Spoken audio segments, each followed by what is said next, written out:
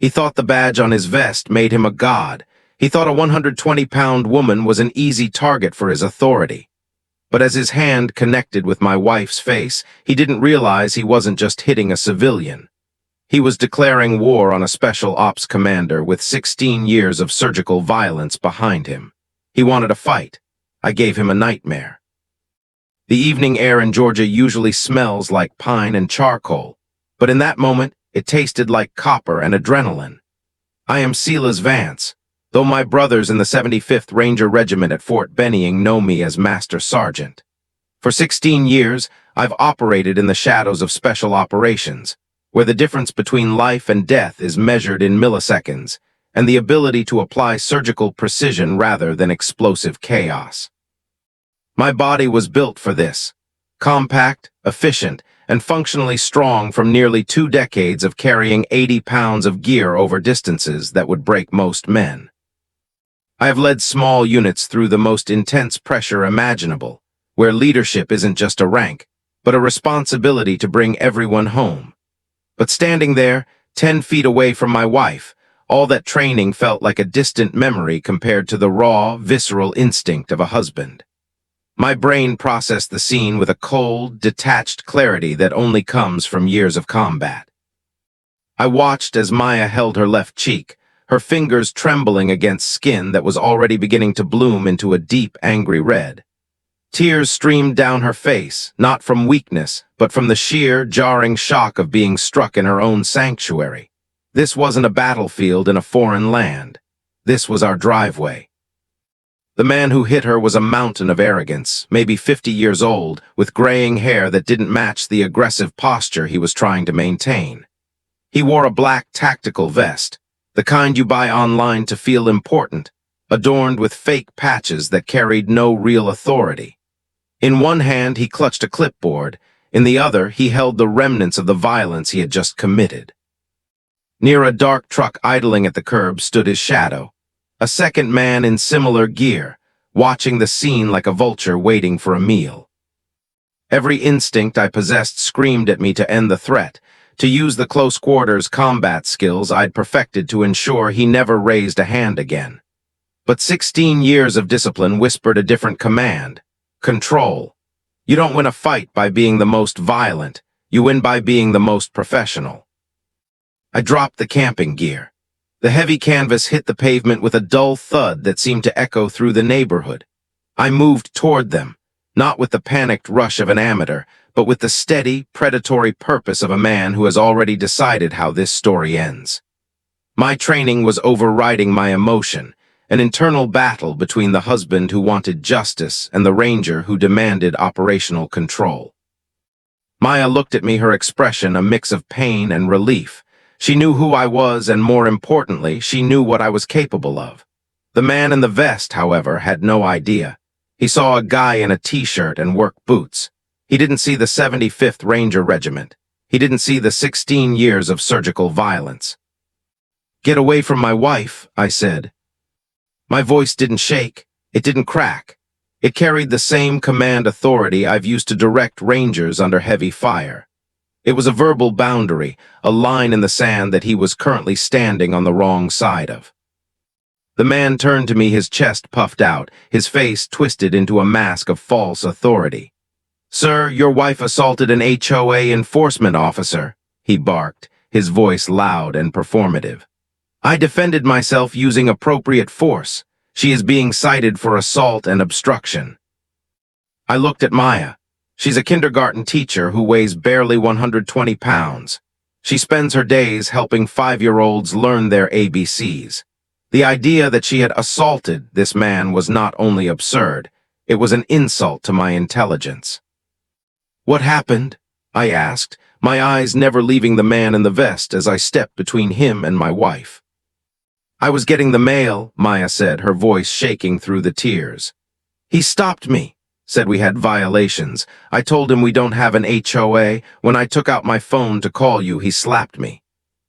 The man stepped forward, waving his clipboard like a shield. "I am Officer Rutherford Miller with the Creekside HOA Enforcement Division," he claimed, his voice dripping with a fake officialdom. Every word he spoke was a calculated lie, designed to justify his violence while claiming an authority he did not possess. He didn't realize he was talking to a man who had spent his life dealing with real threats and real authority. He had just struck a military spouse in front of her husband. And in the world of the 75th Rangers, that is a mistake you only get to make once. The air in the driveway felt thick, heavy with the kind of tension that usually precedes a breach in a compound wall. I stood there, rooted to the spot, my mind functioning like a high-speed processor, cataloging every detail of the man who called himself Rutherford Miller. He was breathing a little too fast for someone who claimed to be in control, and his eyes kept darting toward his partner near the truck, looking for silent validation. "Officer Miller," I said, the name tasting like ash in my mouth. "You just committed a felony on my property, and you did it while I was watching." Miller's face flushed a deeper shade of red. He clutched his clipboard against his chest like a piece of armor, trying to regain the intimidating posture that had worked so well on my wife just moments ago. "I am performing my duty, sir. Your wife was verbally abusive and physically aggressive when I attempted to issue these citations. I used minimal necessary force to defend myself from her assault." I looked at Meyer again.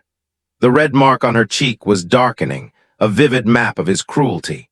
She looked small, shaken, and utterly incapable of the aggression this man was describing. The lie was so transparent it was offensive, an insult to the 16 years of service I had given to a country that supposedly protected people like her from people like him. "You think you're an officer?" I asked, my voice dropping an octave, becoming a low growl that caused Miller to take an involuntary half-step back. "You think that vest makes you the law?" "I am authorized by the Creekside HOA Enforcement Division," he shouted, his voice cracking slightly under the pressure of my gaze. "She is being detained pending the arrival of law enforcement to press charges." He was doubling down on the fantasy, trying to use the vocabulary of a peace officer to mask the actions of a predator. He didn't realize that I knew the law better than he knew his own name. I knew that in the state of Georgia, what he had done wasn't enforcement. It was aggravated battery on a civilian. I didn't move toward him, not yet.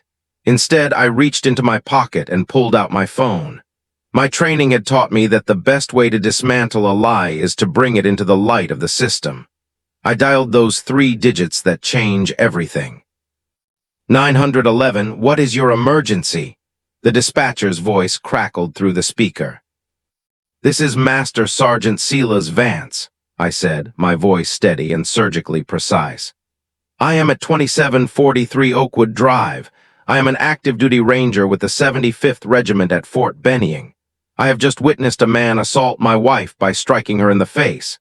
I need police on the scene immediately." The shift in the dispatcher's tone was instantaneous. The moment ranger and assault on a spouse hit the airwaves, the priority level of the call spiked. "Sergeant Vance, we have units responding code 3, she said. "Are there weapons involved?" "The suspect is wearing a black tactical vest and carrying a clipboard," I reported, my eyes locked on Miller, who was now looking visibly panicked. "He is claiming to be HOA enforcement. I am maintaining visual contact. I am not engaging physically unless he attempts to flee or assault my wife again." "Sergeant, officers are 2 minutes out," the dispatcher said. "Do not engage unless necessary for defense." I ended the call and tucked the phone away. Miller was looking at the dark truck now. He realized the clock was ticking, and the authority he had been hiding behind was about to be shredded by real badges. "You're making a mistake, Sergeant," Miller spat, though the arrogance was being replaced by a desperate, cornered energy. "We have a right to be here. We're leaving." He turned to walk away, his boots scuffing the pavement as he tried to beat the sirens that were already beginning to wail in the distance. I moved. It wasn't a run, it was a tactical repositioning. In 3 strides, I had blocked his path to the truck. I didn't touch him. I didn't have to. I simply stood there, a 190-pound wall of ranger-trained muscle and cold, unwavering intent. "You're not leaving," I said. You're going to stay right here and explain to the police why you thought it was a good idea to strike a military spouse in front of her husband. That was when the second man, Elias, decided to make the biggest mistake of his life. He saw me blocking his partner, and he thought he could use his weight to push me out of the way. He moved toward me aggressively, his hands reaching out to shove. My training assessed the threat in a heartbeat. 2 suspects, one moving into my personal space.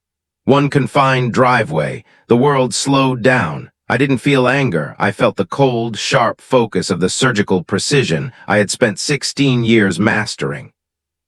The moment Elias moved, the world didn't just slow down. It became a series of mathematical equations. In the 75th Ranger Regiment, we call it situational awareness. But in the heat of a driveway confrontation, it's closer to prophecy. I knew exactly where his hands were going before he did. I knew the weight of his boots on the asphalt and the lack of balance in his forward lean. He was coming at me with the clumsy aggression of a man who had spent his life bullying people who couldn't fight back. He didn't realize he was lunging at a man who had spent 16 years in the 75th Ranger Regiment, trained to control violence with surgical precision rather than explosive chaos. "Back off," Elias growled, his hands reaching for my chest to shove me out of Miller's path. That was his tactical error. My training assessed the threat instantly. 2 suspects, one showing aggressive movement and a confined space where I had to ensure my wife's safety. I didn't need to destroy him, I just needed to immobilize him. As his hands made contact, I didn't push back. I used a basic Ranger combative technique. I caught his lead wrist, stepped into his center of gravity, and redirected his own forward momentum. It was a fluid, sweeping motion that used his weight against him. In less than 2 seconds, the air was knocked out of him as I guided him to the ground in a control position. He hit the concrete with a dull thud. Before he could even process the sky spinning above him, I had him face down on the driveway, his arms controlled in a restraint that immobilized him without causing permanent injury. "Do not move," I said, my voice as cold as a winter morning in the mountains of Afghanistan. "I have you in a restraint position. If you struggle, you will hurt yourself. Stay still." Miller, standing just a few feet away, froze. The arrogance that had fueled his Officer Miller persona vanished, replaced by a paralyzing realization that he was not dealing with a regular civilian. He looked at his partner pinned to the ground and then looked at me. He saw the functional strength of a man who carried combat loads for miles, a man who wasn't bulky but efficient in ways that actually mattered. He knew that attempting to flee or fight was a losing game. The distant wail of sirens grew into a deafening roar as 3 Columbus police units screamed around the corner, their blue and red lights reflecting off the windows of the quiet suburban homes. They were responding to a report of an assault on a military spouse, a call that carries a heavy weight in a town like this.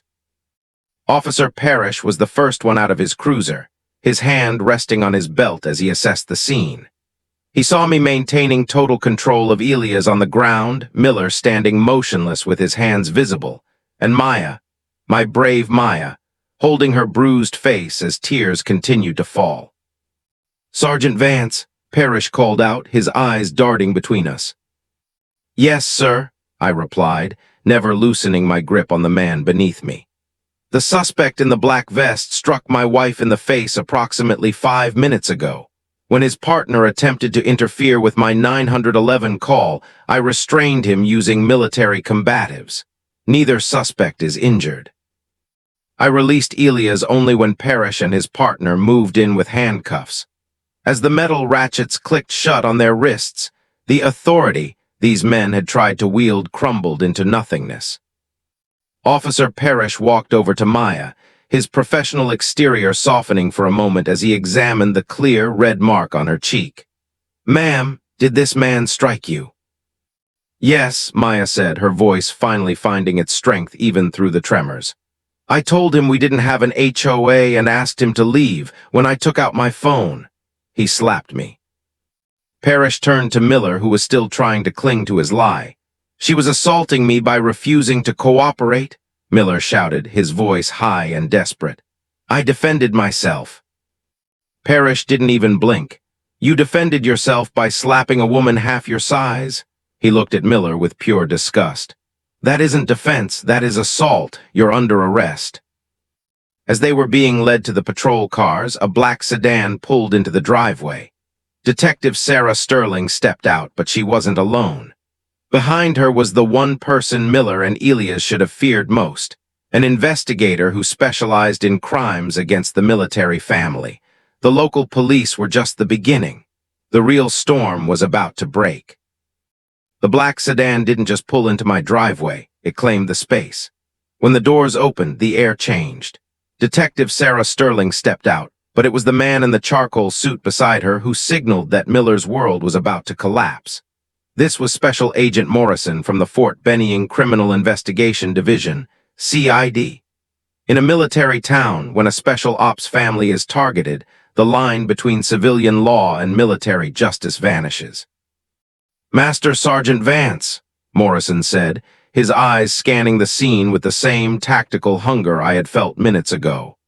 He didn't look at the fake tactical vests with humor. He looked at them as evidence of a calculated threat. Agent, I replied, stepping back to let the system take over. My training had secured the perimeter.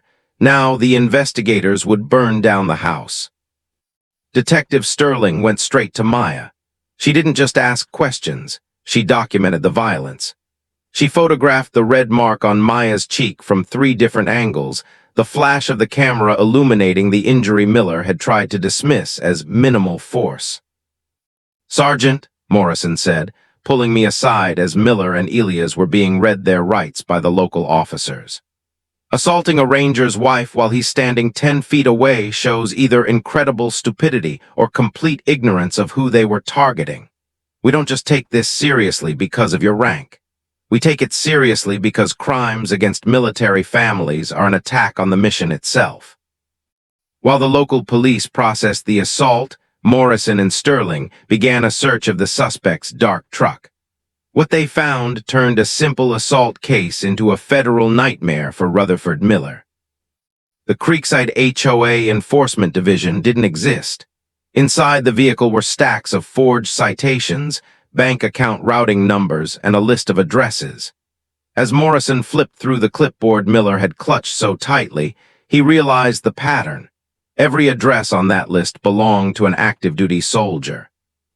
They weren't just running a scam, Morrison whispered, his jaw tightening. They were predators. They've been targeting military families across the Columbus and Fort Benning area, specifically hitting homes when they think the soldiers are deployed or in training. They had looked for the weak, the isolated, and the vulnerable. They thought Maya was alone. They thought a kindergarten teacher was a soft target who would pay a fine just to make the man in the tactical vest go away. But they had miscalculated. I wasn't deployed. I was home. And their professional restraint had run headfirst into a master sergeant who knew exactly how to document a crime scene without throwing a single punch. Miller, sitting in the back of the patrol car, was finally losing his bravado. He watched as Agent Morrison held up the stack of forged documents. The official authority he had used to justify slapping my wife was now the very evidence that would ensure he never saw the sun as a free man for a long, long time. You realized what you've done, Miller?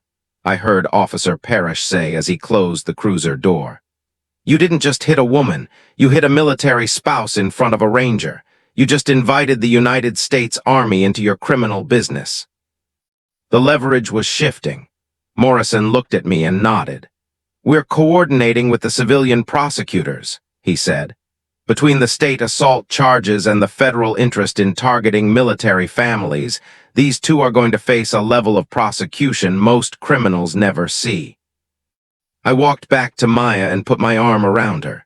She was still shaking, but the fear in her eyes was being replaced by a cold, hard resolve. She looked at the men who had tried to extort her, now caged in the back of a police car.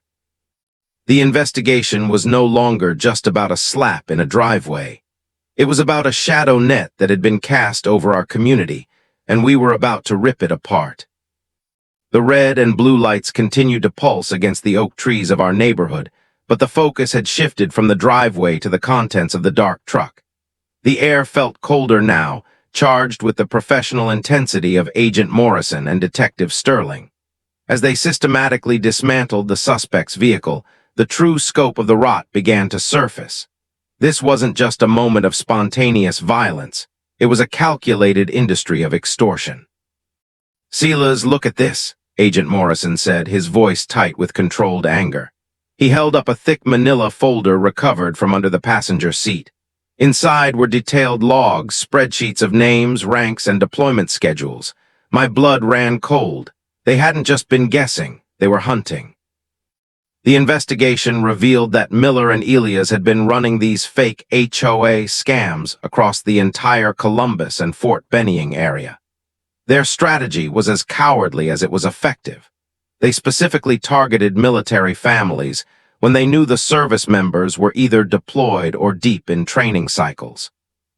They relied on the isolation of the spouses, betting that a woman alone would rather pay a $300 violation fee than engage in a legal battle with a man wearing a tactical vest and carrying a badge of false authority. But they had made a fatal tactical error with the Vance family. They had encountered an active-duty ranger who was home, who had witnessed the assault with his own eyes, and who had responded with the kind of professional restraint that provides prosecutors with a perfect, airtight case. "They thought they were the ones with the leverage," Detective Sterling remarked, her flashlight beam cutting through the interior of the truck to reveal stacks of forged letterheads. "But the leverage just shifted entirely to us." Agent Morrison turned his gaze toward the patrol car where Miller sat. His head now hung low. "We're notifying the Fort Benning Military Police and the Criminal Investigation Division immediately," he stated firmly.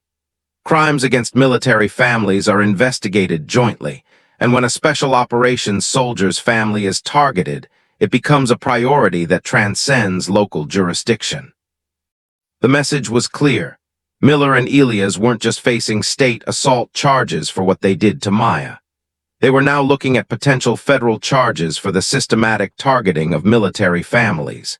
By striking Maya, they had invited the full weight of the United States military into their criminal enterprise. I stood by Maya, my hand resting on her shoulder. She was watching them bag the evidence, the clipboard, the fake patches, the lists of names. The mark on her face was a badge of their cruelty, but the evidence in that truck was the key to their prison cells. "They've done this to dozens of families, haven't they?" Maya asked softly. "They have," Morrison replied, "but they won't do it to another one, not after tonight." As the tow truck arrived to impound the suspect's vehicle, the neighborhood began to settle into a heavy, watchful silence. The immediate threat was in handcuffs, but the battle was moving from the driveway to the courtroom. The military community was already beginning to mobilize, and as any ranger knows, once we have the target in our sights, we don't stop until the mission is complete. The investigation was widening, and for Rutherford Miller and Elias Locke, the nightmare was only just beginning. 8 months had passed since the concrete of my driveway became a crime scene. 8 months of silence, preparation, and the slow, grinding gears of the Muskogee County justice system. For Rutherford Miller and Elias Locke, the bravado they displayed in their black tactical vests had evaporated, replaced by the cheap fabric of orange jumpsuits and the realization that they were no longer the predators. They were the prey. The courtroom was cold, filled with the scent of floor wax and the heavy presence of the military community. I sat in the front row, my dress blues crisp, the silver Ranger tab on my shoulder a silent reminder of the discipline that had brought us here. This wasn't a battlefield, but the stakes were just as high. We weren't just fighting for Maya, we were fighting for every military spouse who had ever looked out their window and felt a seed of fear. When Maya was called to the stand, the room went silent. She walked with a grace that Miller's violence could never break. As she recounted the events of that evening, the way he blocked her path, the way he screamed about violations that didn't exist, and the moment his hand struck her face, her voice was steady. She described the shock, the sting, and the sight of me standing just 10 feet away. She wasn't a victim anymore. She was the lead witness for the prosecution. The defense tried their best to muddy the waters. A slick lawyer in an expensive suit paced the floor, trying to paint a picture of a tense situation where Miller felt threatened by a woman half his size. He suggested that Maya had been the aggressor, that Miller was simply an officer trying to maintain order. But then it was my turn. I walked to the stand with the same purpose but not panic I had used in the driveway. I didn't look at the lawyers, I looked at the jury. I spoke with the command authority that had led men through the darkest valleys of the world. I broke down the encounter with tactical precision. I described the redirection of Elias' momentum, the restraint position I held him in, and the professional calm I maintained while every instinct I possessed screamed to end the threat. I have spent 16 years in the 75th Ranger Regiment learning to control violence rather than be controlled by it, I told the jury, my voice echoing in the hallowed hall. When Miller struck my wife, he didn't encounter an angry husband. He encountered a trained professional who documented his crime in real time. The prosecution then dropped the hammer. They entered the doorbell camera footage into evidence. The jury watched in high definition as Miller slapped a woman who was simply trying to call her husband. They watched as I moved in, not with a flurry of fists, but with a calculated surgical presence that dismantled their operation in seconds. Medical experts were called next. They testified about the injury to Maya's face, showing photos of the bruising that Miller had called minimal force. Then came the military family advocacy representatives. They testified about the calculated nature of the scam, how Miller and Elias had specifically targeted our community, hoping to exploit the absences of our soldiers. The defense's argument that Miller felt threatened collapsed under the weight of the evidence. There was no threat from Maya, there was only the violence of a bully. As the judge called for a recess, I looked over at Miller. He wasn't looking at me. He was staring at the floor, his hands shaking.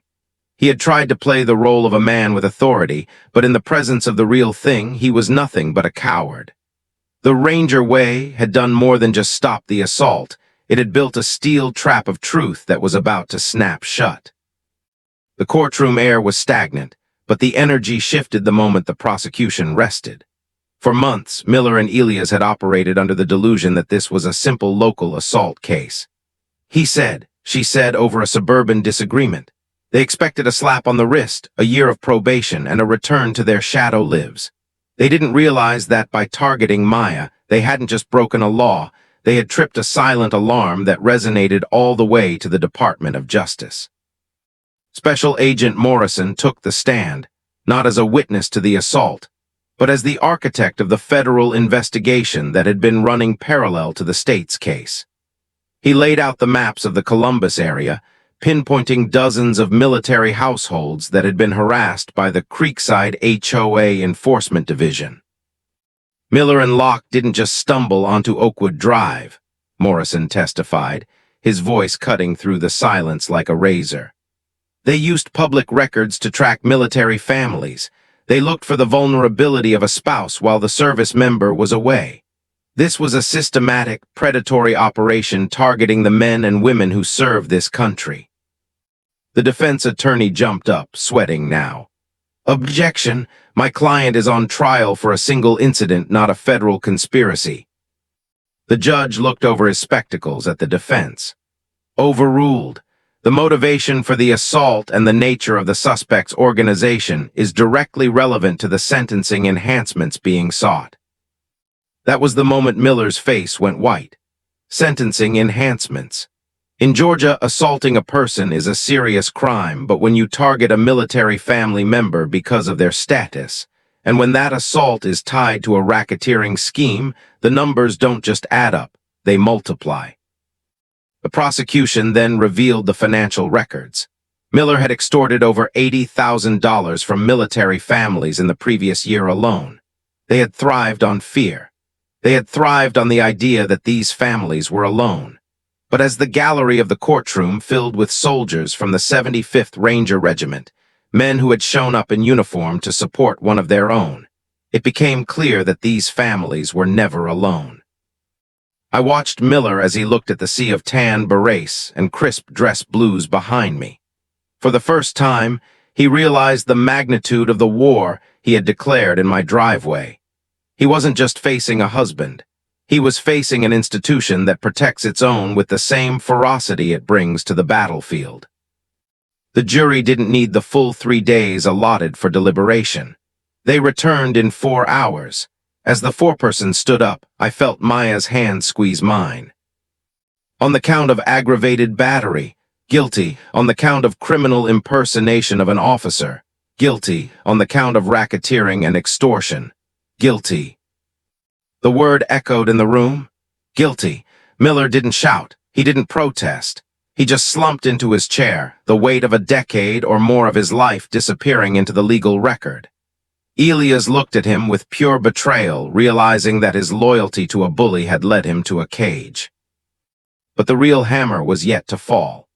The state judge looked at the men and said, "Due to the nature of your crimes and the targeting of those who serve our nation, I am taking the prosecution's recommendation for maximum consecutive sentencing.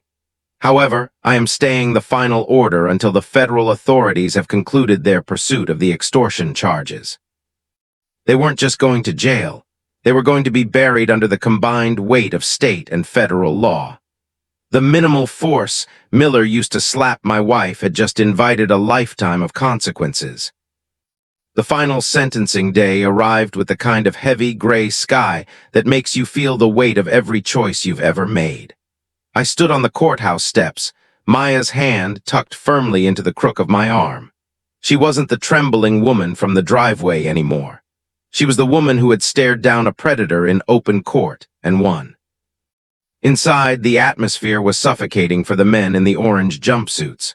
Rutherford Miller and Elias Locke sat at the defense table, their shoulders slumped, the tough guy personas they had bought online now completely stripped away. They looked small. They looked pathetic. The judge didn't waste time with pleasantries. He looked at Miller over his spectacles, his voice echoing with the authority of the state and the silent backing of the federal government. "Mr. Miller," the judge began, his voice like grinding stones, "you operated under the delusion that authority is something you buy in a surplus store and wear like a costume. You believed that targeting the families of those who serve this country made you a clever businessman. But your actions in that driveway, the violence you inflicted on a woman you deemed vulnerable, revealed you to be nothing more than a common coward." The sentence was a hammer blow. For the aggravated battery, the criminal impersonation, and the racketeering charges, Rutherford Miller was sentenced to 14 years in state prison, with no possibility of early parole due to the federal enhancements. Elias Locke, for his role in the conspiracy and his attempted interference, received 9 years, but the judge wasn't done.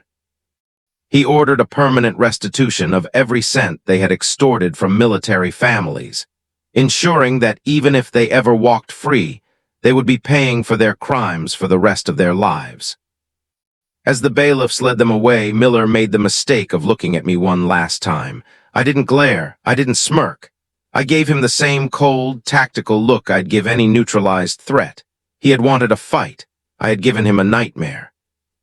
That evening we sat on our porch in Georgia. The pine-scented air was quiet. The neighborhood returned to the peace it deserved. Maya looked at the driveway, then up at me. "You know," she said quietly, "when he slapped me and I looked over and saw you, I knew he had made the biggest mistake of his life.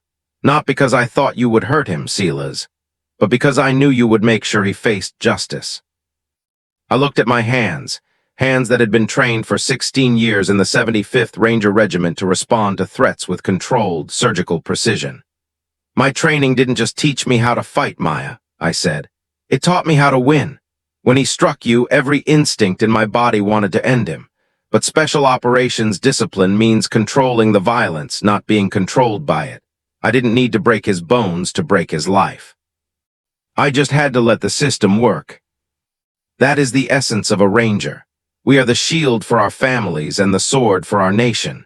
We don't act out of blind rage. We act out of professional duty. We documented the crime, we held the perimeter, and we let the combined weight of civilian and military justice crush the threat. To those who think our families are soft targets while we are away, Remember this story. We are a community that protects its own. We have eyes everywhere, and we have the patience to see justice through to the end. Targeting a military spouse doesn't just bring the police to your door, it brings the full leverage of the United States military. If you or a military family member has been targeted by these predatory scams or assaulted, do not stay silent. Report it to both civilian police and your local CID office immediately. Joint investigations are the only way to ensure these criminals face the maximum penalties allowed by law. Share your experiences in the comments below. Have you ever dealt with a fake authority figure or someone trying to exploit your family? Your story could help another spouse stay safe. Hit that subscribe button for more stories of justice and the military families who stand their ground. Remember, true strength is controlled precision. Let the system work while the military community ensures justice.